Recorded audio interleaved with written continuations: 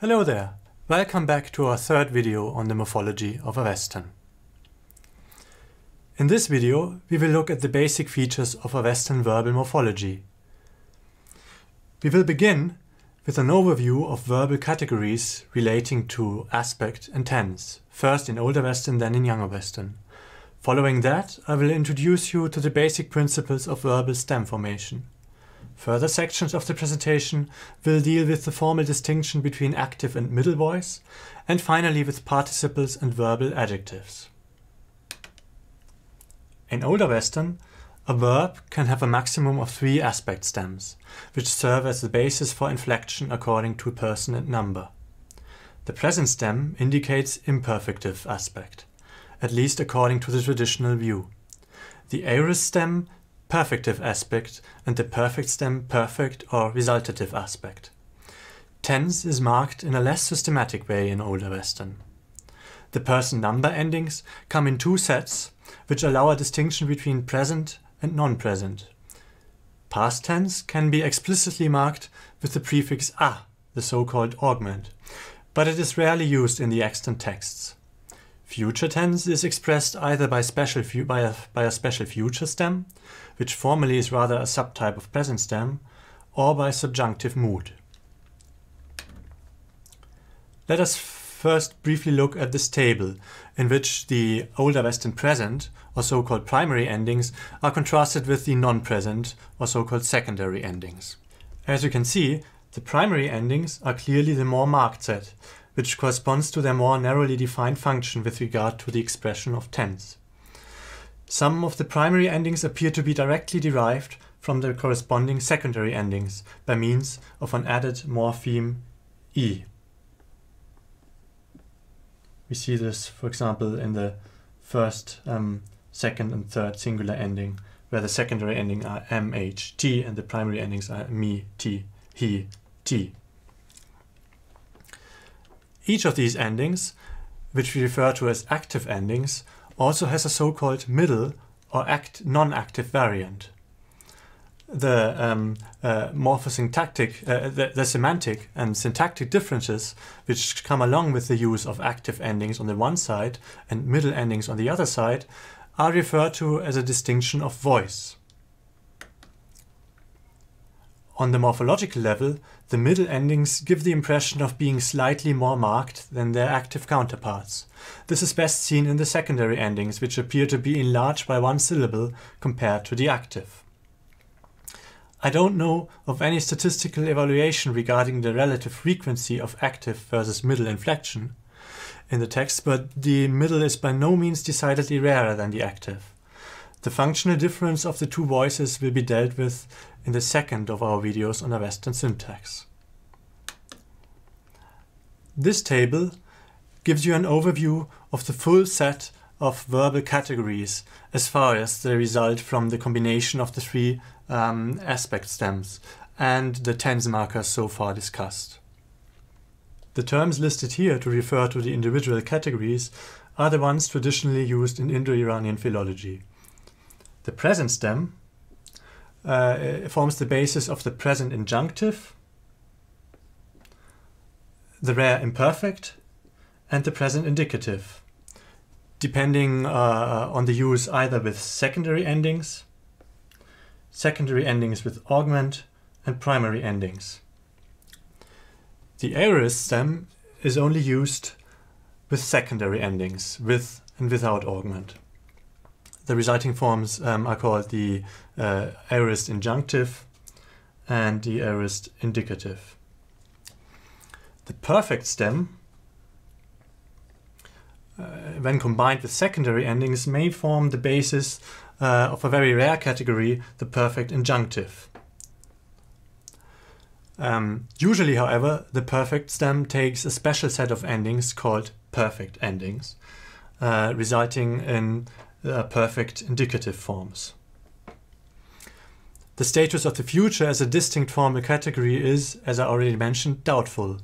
The fact that the future stems take primary endings, that is, present endings, confirms that, at least in Old Avestan, the future rather represents a present stem with prospective or desiderative semantics.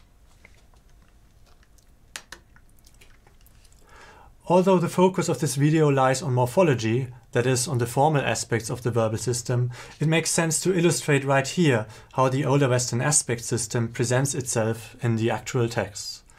Let us look at these examples here.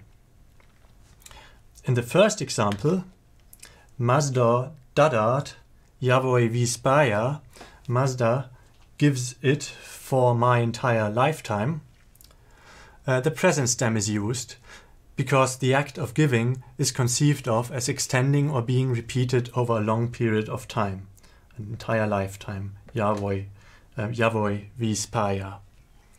By contrast, in the second example, the aorist form menghi refers to the punctual act of realization. Spuntem at tva Mazda menghi ahura, I realize you to be beneficent, O Ahura Mazda. The present stem of the same verb, man, has a durative meaning to think, as we will see in a moment. The following two examples contain both a present and an aorist form each, and thus nicely illustrate the spectral distinctions between the two stems. The first example is Ioinoid ashem mainianta aibio duire vohu as mano. Those who do not think in line with Asha, noid mainianta, they do not think. Far away from those do you cast good thinking. Cast is the verb here, as. The use of the present form, mainianta, they think, refers to a continuous action. Remember the aorist of the same verb, menghi, I realize, in the previous example. The aorist form as in the same sentence denotes the punctual action of throwing something. Let's look at our final example. Tatva persa irish moi voucha ahura. That I am asking you, persa, tell me straight, Ahura Mazda. Voucher is the verb here, tell. Here the first singular present, persa, I'm asking, serves to make an assertion about what the speaker is currently doing or setting off to do. The use of the aorist voucher, by contrast, implies that the answer is conceived of as a single punctual event. On the way from Old to Young Avestan, a dramatic change in the structure of the verbal system takes place. The aorist stem loses its productivity as a formal category. This leads to the collapse of the once principal distinction between perfective and imperfective aspect, marked by the opposition between present and aorist stem in Old Avestan. As a result, the entire system is transformed from one evolving around a formal distinction of aspect to one which primarily distinguishes present and past tense by means of primary and secondary endings. In Old Avestan, the present injunctive had expressed imperfective aspect, while being unmarked regarding to tense. Now it serves as a past tense category used in narrative contexts. Scattered attestations of the imperfect, the present injunctive plus augment, suggest that while in Old Avestan the imperfect functioned as an overtly marked imperfective past tense, in Young Avestan it has developed a specialized usage as a marker of the distant past or as a pluperfect. Thus, if we disregard the rare imperfect and the perfect for a while, what is left is a fairly straightforward tense system combining a simple past form, the present injunctive, a present form, the present indicative, and additionally two competing methods for making statements about future events. We shall look at these now in some more detail. What I will be saying now about the future essentially applies to both Old and Young Avestan alike, so there's no discernible change there from Old to Young Avestan in that respect. I've already mentioned that the so-called future or future stem in hia and chia is not a full-fledged verbal category.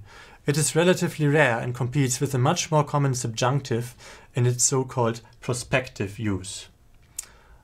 Two examples from the Gathas may illustrate that both the future stem and the subjunctive can be used to make a statement about the immediate future. That is assuming that the second example actually does pertain to the immediate future. That is the exact meaning of that passage is debated. So we have atta vakshya. Next, I shall speak about those things which, with the future stem vakshya employed, and at vo yazai stabas Mazda Ahura. I shall sacrifice to you, praising you, O Ahura Mazda, with the use of the subjunctive, both apparently denoting an immediate future without further distinction. But we likewise find both the future stem and the subjunctive used with reference to an event in some unspecified or even distant future. Aishom uchthanom yais yava fratscha vauche fratscha mruye fratscha varshiete, with the future form varshiete. It will be uttered. In translation, that would be of these utterances which have ever been uttered, are being uttered, and will be uttered. Apparently here the future in Xia denotes a general or distant future. And the same is true of the subjunctive in the second example, anghat. Yathacha anghat apirmem anghush, and how existence will eventually, that is apirmem, be. So it is indeed very difficult to discern any functional difference between these two kinds of future. Next, I shall give you an idea of the way present and aorist stems are formed. The simplest type of present stem is the root present, in which the inflectional endings are attached directly to the verbal root. These often occur when the basic meaning of a verbal root is atellic, which predestines it to form an imperfective, that is a present stem. Besides that, a large variety of derived present stems, in which suffixes somehow modify the basic root meaning, are found. These include athematic formations, such as those formed with the suffix now, the infix na, or with a reduplication syllable. Besides that, thematic suffixes like ah, ya, aya, and sa, and also a reduplicated formation with thematic vowel. These are common as well. Typically, one verb has got one default present stem, but verbs with more than one present stem also occur. Some of the suffixes used to form derived present stems are associated with certain types of valency and aktionsart. Thus, the suffixes aya, now, and na are associated with transitivity, the suffix ya with intransitivity, and the suffix sa with ingressivity or fientivity. But these distinctions are often obliterated through the interaction between stem formation and voice, that is, the alternation between active and middle inflection, on which later. Mutatis mutandis, the formation of aorist stems works similar to that of present stems. When the basic meaning of a root is telic, it is predestined to form a root aorist and, consequently, a derived present stem. Here's an example, the root aorist da, from the verbal root da, to give, to put. Here we see that the aorist is only inflected with the so-called secondary endings m, h, t, ma, ta, and n. In this case, the present stem, which complements the root aorist, is formed by means of reduplication, dada. Other types of aorist stems are the thematic aorist, the S aorist, and the reduplicated aorist. The next table illustrates some typical constellations between the present and aorist stems of some verbs. As we have already seen, da, to put, to give, forms a reduplicated present stem dada. The copula ach, to be, is by default a durative and thus imperfective verb. It forms a root present, ach, and completely lacks an aorist stem here. Nai, to lead, forms a thematic present, naya, and a derived aorist with the suffix s, a so-called s aorist, naish. Kar, kir, to make, forms a present with the suffix now, and a root aorist, char, corresponding to the telic meaning of the basic root. Gam forms a present stem with the suffix sa, that's jasa, and in the aorist, a root formation, a root aorist, gam, competes with an s aorist formation, jams, or transmitted as jern. Finally, mrau and vach can be regarded as suppletive verbs, which means one verb steps in for the missing aspect stem of the other. Mrau, to speak, denotes a continuous action and consequently forms a root present, mrau. And vach, to say, by contrast, is by default punctual in meaning, and it is therefore restricted to the aorist. Here a reduplicated aorist formation, voucher. Besides the present and aorist stem, some verbs form a third type of stem, the perfect. In terms of tense, the perfect has both features of a present and of a past stem category. Broadly speaking, it expresses a state in the present that is the result of an event in the past. The perfect stem is formed by adding a reduplication syllable to the root, similar as with certain present and aorist stems.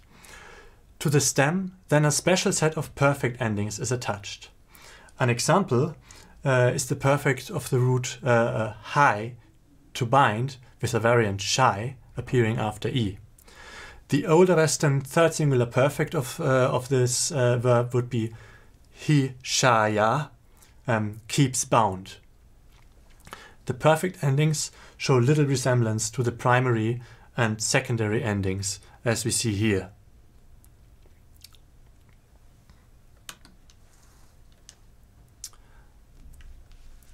As regards its aspectual properties, the perfect stem shows the following kinds of usage.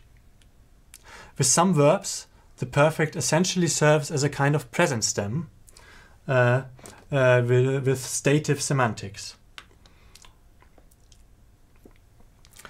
This is typically the case when the root denotes a so-called instantaneous achievement, that is, a sudden change from one state into the other, like to become awake, the root gar, which forms a perfect jagara, is awake. The verbs denoting a so-called accomplishment, that is, a change of state which takes a certain time to accomplish, typically produce a perfect stem with resultative semantics. An example for this reading is the perfect tatasha, has fashioned, from the verbal root tash, to fashion, which denotes a change of state, which however takes some time to accomplish. If a verb whose basic meaning is already stative is used in the perfect receives a universal or comprehensive reading. An example is the perfect of ach, to be, itself a durative and stative verb, so to say, and its third plural perfect form ang hare, in this example from the Old Avesta here. ya, zi, an, hare, yascha, hinti, those who have been and who are. So here the use of ach in the perfect implies that the state of being has extended over an undefined period of time up to the present. All of these uses can be accounted for as different readings of a category with underlying perfect, or perhaps better, anterior aspect.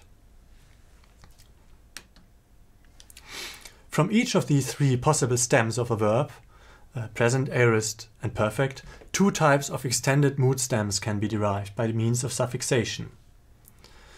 The optative is formed by adding the suffix ja, or in a weak form, weak grade, I. The subjunctive is formed by adding the suffix a, and while the optative carries non-present ending, the subjunctive may be inflected with present or non-present endings. A third mood, the imperative, or imperative, which only exists in the second and third person, does not require a stem extension but is formed by means of a special set of imperative endings. In our videos on Avestan syntax, we will look at some of the main uses of the moods. So I refer you to these for examples.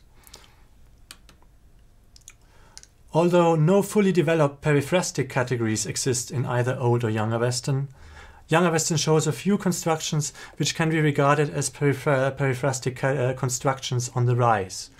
They probably need to be seen in connection with the breakdown of the Old Avestan spectral system. For instance, we find evidence for the use of the verb star with the present stem hishta together with the present participle to denote progressive or durative aspect. So see this example here, which refers to the movement of waste flowing on the waters. Te hishtenti jare jarinti. They, te, stay, literally, hishtenti, flowing rapidly. More elegantly in English, they keep undulating up and down, where the use of the verb star seems to indicate continuing a durative event or action. Similarly, the use of the verb shad, of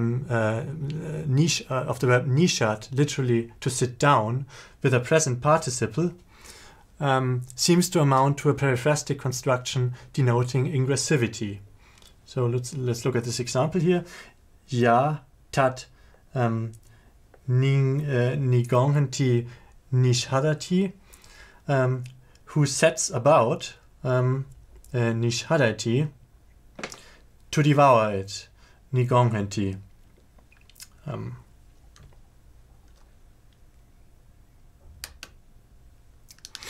Another potential candidate for a periphrastic construction on the rise is the use of the verbal adjective in ta with the form of the verb bu, to become, to denote fientivity.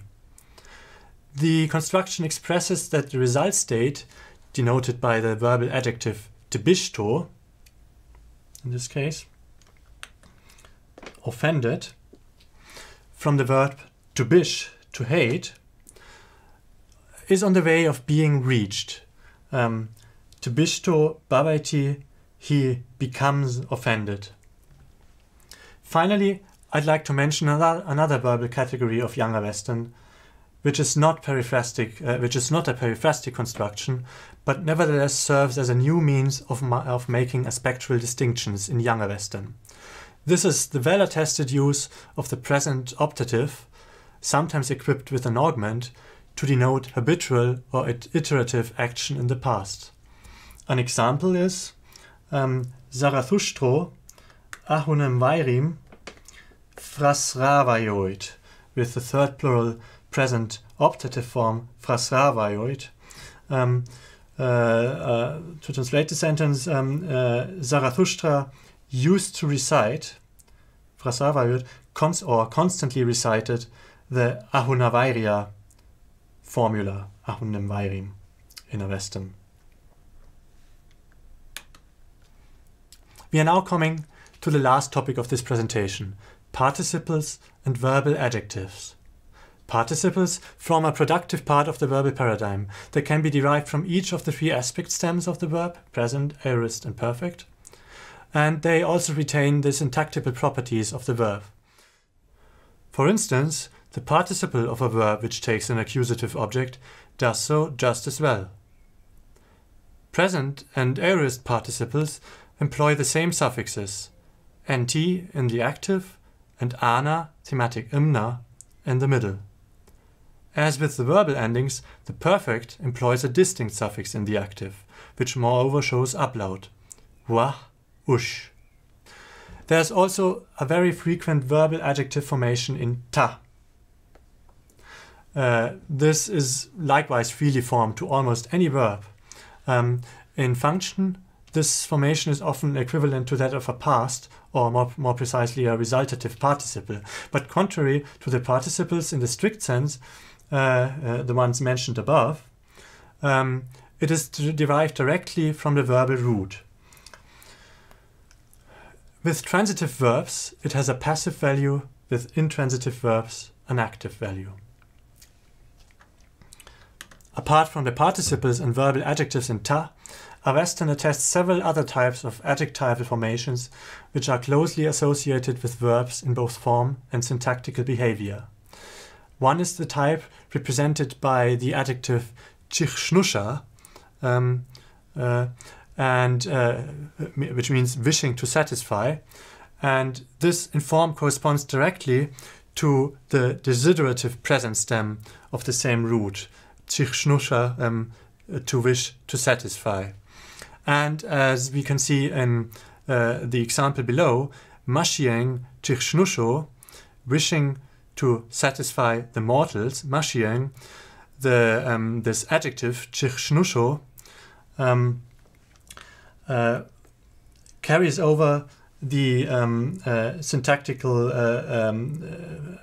properties of the verb insofar as it is constructed with an accusative object, mashieng. Another interesting and fairly productive formation are the verbative superlatives of the type paiti yuidishta, from the verb paitiyud, to fight against. Again, we find superlatives of this kind taking accusative objects, as in the example hamirithim paitiyuidishto, best at fighting against the enemy, with the accusative hamirithim, enemy.